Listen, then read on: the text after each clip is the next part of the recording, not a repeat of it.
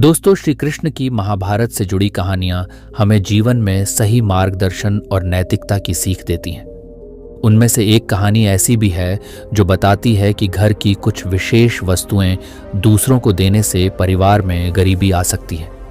यह कहानी मानव जीवन के लिए अत्यंत महत्वपूर्ण है और इसे जानने से हमें जीवन में सतर्कता रखने की प्रेरणा मिलती है।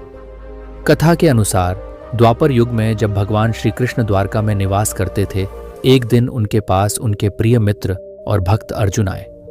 अर्जुन हमेशा भगवान श्री कृष्ण से जीवन के विभिन्न रहस्यों और धर्म के गूढ़ सिद्धांतों के बारे में प्रश्न करते थे।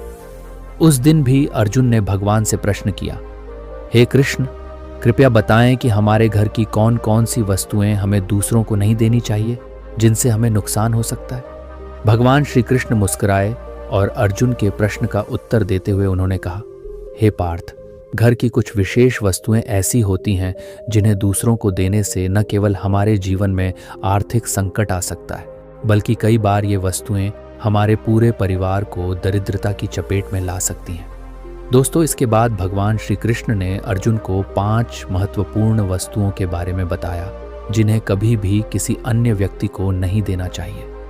दोस्तों, इन बातों को जानने से पहले अगर आप हमारे चैनल पर नए हो तो चैनल को सब्सक्राइब जरूर कर लें। दोस्तों, पहला, अनाज का दान। दोस्तों, भगवान श्री कृष्ण ने सबसे पहले बताया कि घर का अनाज अत्यंत महत्वपूर्ण होता है। अनाज ही हमारे जीवन का आधार होता है। ये न केवल हमारे शरीर को पोषण देता है, बल्कि यह हमारे परिवार की आर्थिक स्थिति का भी प्रतीक होता है। यदि आप अपना अनाज दूसरों को बिना सोच विचार के दान कर देते हैं तो इसका प्रभाव आपकी आर्थिक स्थिति पर पड़ता है। ऐसा करने से घर में दरिद्रता का प्रवेश हो सकता है। इसलिए यदि आप अनाज का दान करना चाहते हैं तो उसे संयम और विवेक से करें और सुनिश्चित करें कि आप अपनी आवश्यकता से अधिक ही दान करें। 2. तिल का तेल। दूसरी वस्तु जिसके बारे में श्री कृष्ण ने बताया वह है तिल का तेल।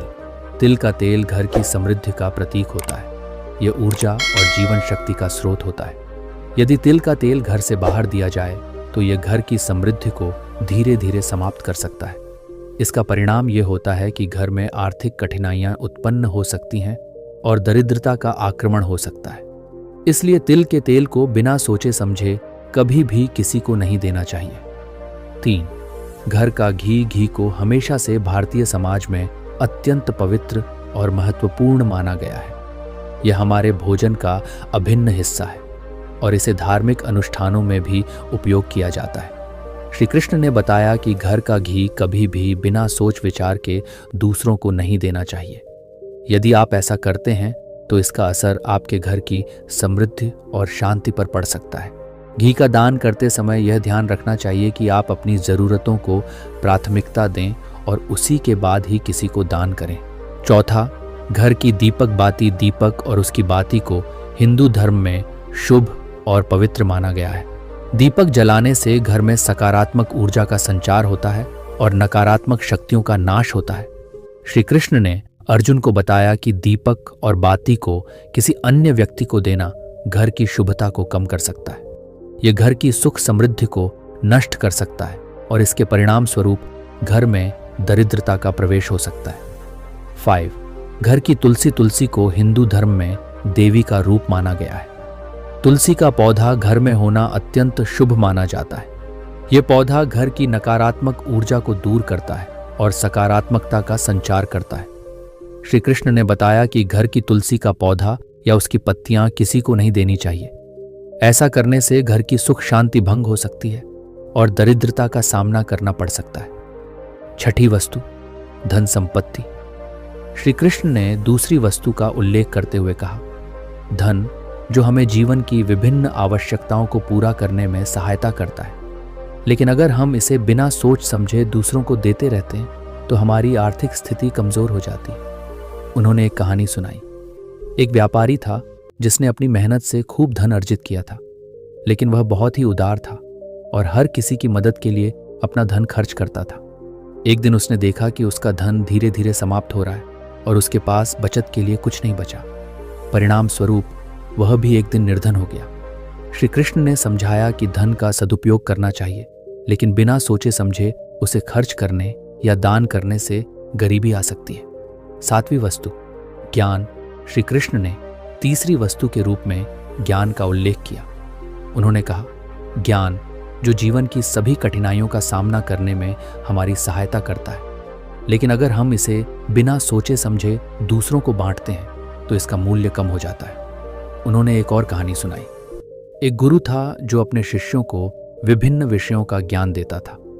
एक दिन एक नया शिष्य आया और उसने गुरु से कहा कि वह जल्दी से सभी ज्ञान प्राप्त करना चाहता है। गुरु ने उसे चेतावनी दी कि ज्ञान को धीरे धीरे समझना चाहिए, लेकिन शिष्य ने जिद की।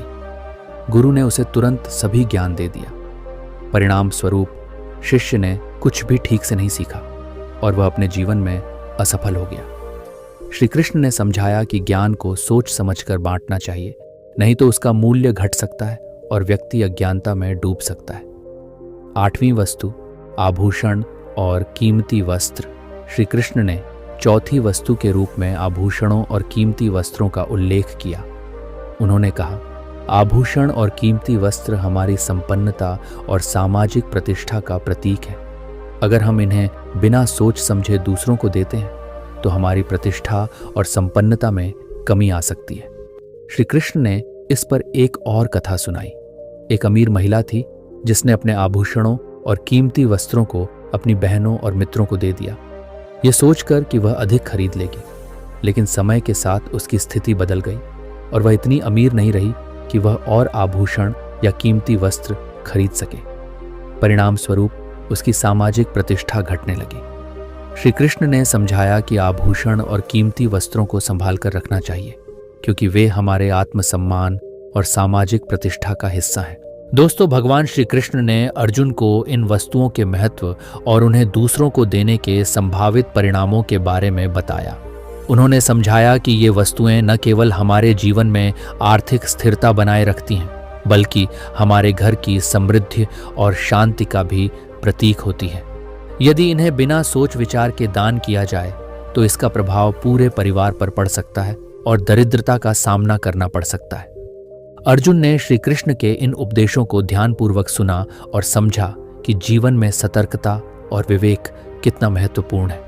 उन्होंने श्री कृष्ण को धन्यवाद दिया और इस ज्ञान को अपने जीवन में अपनाने का संकल्प लिया। श्री कृष्ण की यह कथा हमें सिखाती है कि हमें अपने जीवन में हमेशा विवेक और सावधानी से काम लेना चाहिए। हमें यह ध्यान रखना चाहिए कि कौन सी वस्तुएं हमें दूसरों को देनी चाहिए और कौन सी नहीं। जीवन में संयम और समझदारी से किए गए कार्य ही हमें सफलता और समृद्धि की ओर ले जाते हैं।